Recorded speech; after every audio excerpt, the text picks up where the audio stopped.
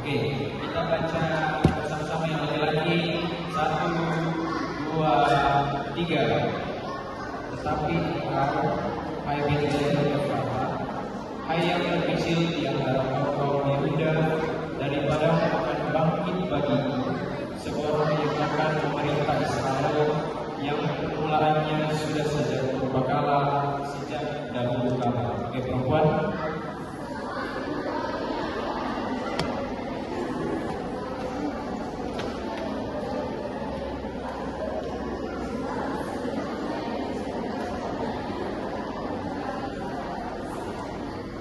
Maka ia akan bertindak dan akan mengembalakan mereka dalam kekuasaan Tuhan, dalam kemegahan nama Tuhan yang Allahnya. Mereka akan tetap tinggal, sebab sekarang ia menjadi besar sampai ke ujung bumi.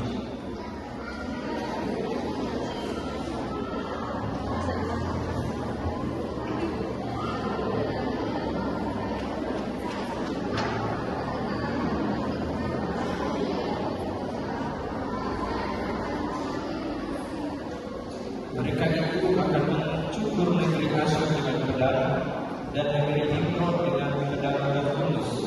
Mereka akan melepaskan kita dari Asyur apabila ia ingin masuk ke negeri kita dan menginjak daerah kita.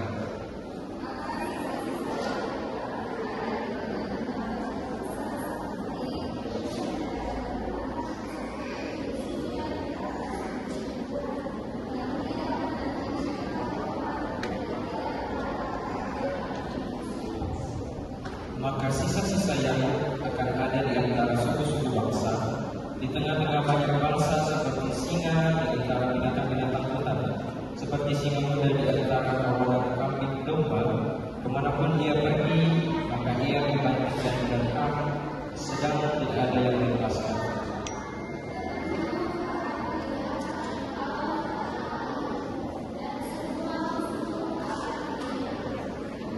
Maka akan terjadi pada waktu itu demikianlah firman Tuhan.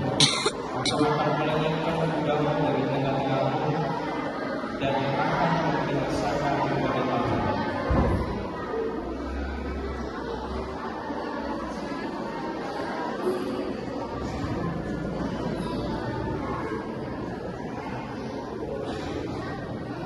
Oke, ayat 12 ya sekarang.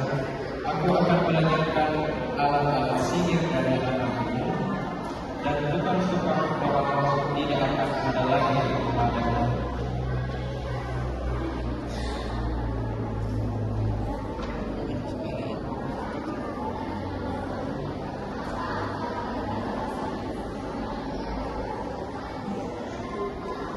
Aku akan menyatakan tiang-tiang berbalau dari tengah-tengahmu dan akan memusnahkan berbalau.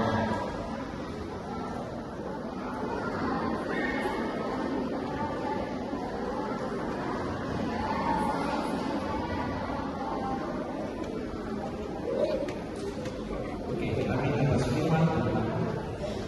Dan sekarang kita akan merenungkan firman Tuhan dari satu tema, yaitu meneladani ketaatan Mika. Meneladani ketaatan Mika. Oke, gambar selanjutnya.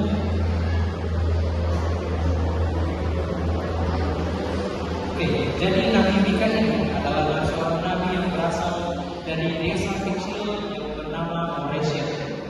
Coba sekalian semua bisa diulangi desa apa? Moresia. Oke, jadi diingat ya nanti ada pertanyaan. Oke, desa Moresia di daerah Yehuda. Nah, meskipun berasal dari daerah dan tempat yang sederhana, tapi Tuhan memanggil kita untuk menjadi alat-alat yang luar biasa. Oke, next. Oke, nah, jadi Mika ini hidup di zaman pemerintahan 3 raja. So, Mika hidup selama pemerintahan 3 raja yang berbeda, yaitu ada Raja Yotam, Raja Ahaz, dan Raja Hizkia. Oke, jadi Mika hidup di zaman ada Raja Yotam, ada Raja Ahaz, dan Raja Hizkia. Oke, next. Oke. Jadi kisah pelayanan Mika ini orang yang tidak lagi setia beribadah kepada Tuhan. Banyak para pemimpin berlaku curang, rakyat hidup dalam dosa, ibadah mereka digantikan oleh bahan berhala. Nah, jika kasihan melihat bangsa Israel ini jauh dari Tuhan, dan di tengah keadaan seperti itu, Mika berani berdiri dan menyampaikan kebenaran firman Tuhan, meskipun tidak semua orang mau mendengarnya. Karena firman Tuhan yang berasal dari Mika ini bukanlah pesan yang biasa. Pesan itu adalah pesan yang luar biasa, karena melalui Mika Tuhan bisa menyampaikan rencana besarnya bagi dunia. Tidak semua orang yang dapat mendapatkan pesan itu sendiri dari Tuhan. Dan Tuhan memilih Nabi Mika dari desa yang kecil dari antara orang banyak. Nah, salah satu nubuat yang terkenal dalam kitab Mika yaitu kalau kita baca tadi dalam Mika 5 ayat 2, di mana ia telah membuatkan tempat kehadiran Sang Mesias. Nah, saya ingin bertanya, kira-kira tahu siapa yang tahu benarnya? Siapa yang tahu tempat dilahirkannya Yesus? Itu di mana? Coba siapa yang bisa angkat tangan dan bicara. Coba.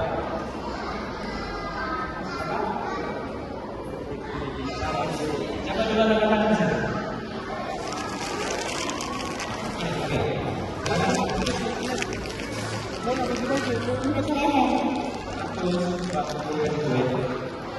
Oke, kasih tepuk tangan dulu. Oke, jadi tempat kelahiran Yesus itu adalah Bethlehem. Nah, bayangkan saja beberapa tahun sebelum Yesus lahir, Bethlehem kelahiran ini sudah disampaikan kepada orang Israel.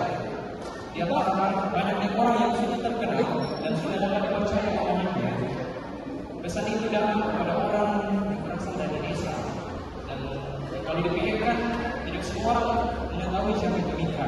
Dan kemungkinan perkataannya tidak yang ini diharapkan ataupun biasa tidak dipedulikan. Orang-orang yang mendengarnya itu heran. Bethlehem, kota kecil itu tempat ikan lahir semua pemimpin besar. Akan tetapi, Mika tetap tak menyampaikan apa yang telah Tuhan katakan kepadanya.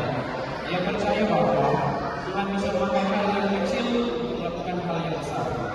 Nah, melalui Nabi Mika ini kita belajar bahwa Tuhan dapat memakai siapa saja, bahkan seorang nabi yang dari desa kecil itu, untuk menyampaikan kabar atau pesan yang besar tentang keselamatan bagi seluruh umat manusia.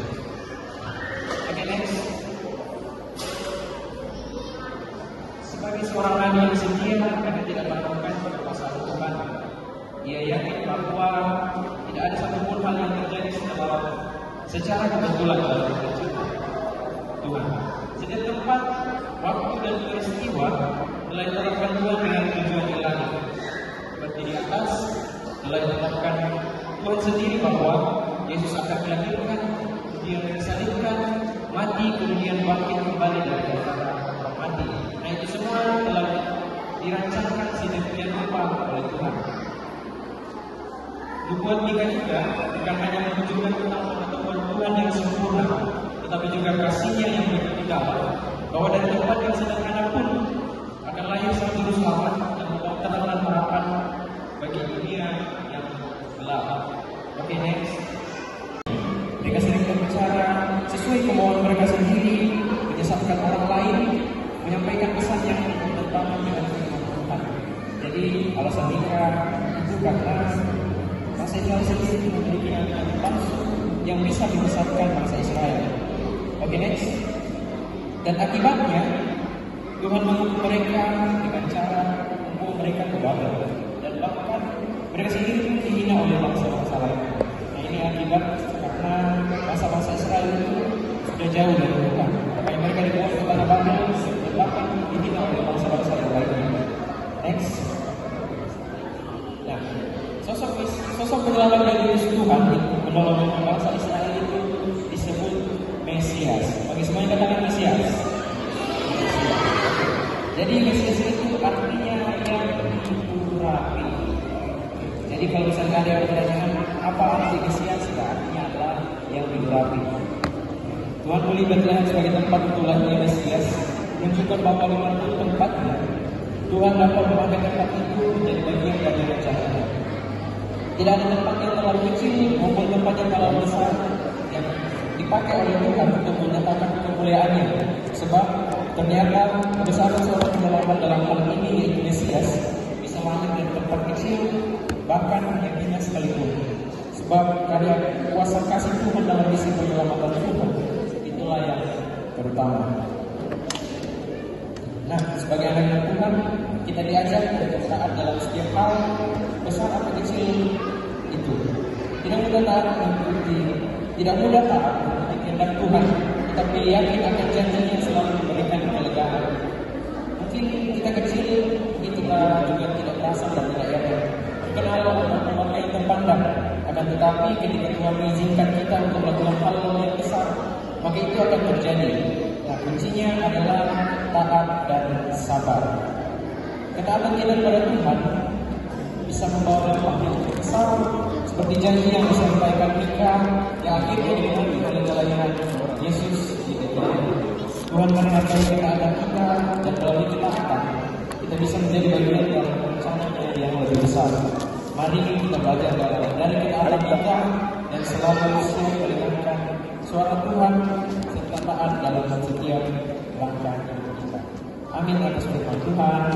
Dan sebelum mengakhiri, saya masih ada atau games dalam bentuk ini. Saya akan bertanya, siapa yang tercepat dan menjawab yang betul bisa dapat bagi yang sudah menjawab tadi. Oke, jadi pertanyaan. Jadi pertanyaannya pertama, siap? Oke, pertanyaannya, Nabi Mika hidup pada masa pemerintahan raja siapa? Ada 3 tadi raja yang bisa menjawab. Oke, yang bisa menjawab dan betul bisa dapat. Oke. Raja Yotam, Raja Ahas, Raja Yehuda. Bagus, berikan tepuk tangan. Jadi pernikahan itu adalah pemerintahan 3 raja, yaitu Raja Yotam, Ahas, dan Hizkia. Oke, pertanyaan selanjutnya. Apa yang dimaksud nabi palsu? Ada yang bisa tahu? Terus saja. Ada yang bisa tahu apa itu nabi palsu? Ini nabi palsu.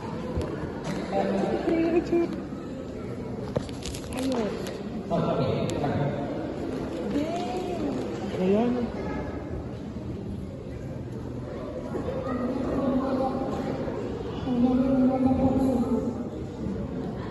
Cek minta ada cek. Cocok minta pi.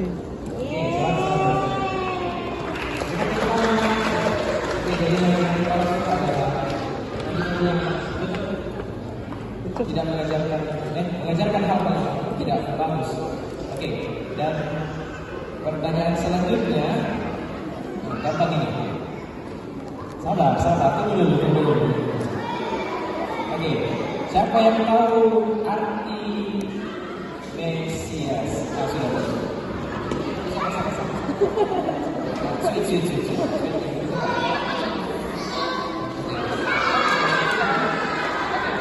Apa yang dimaksud Mesias? Coba kasih satu-satu saja biar lebih banyak. Oke, jadi Itu kiri masih ada satu nah.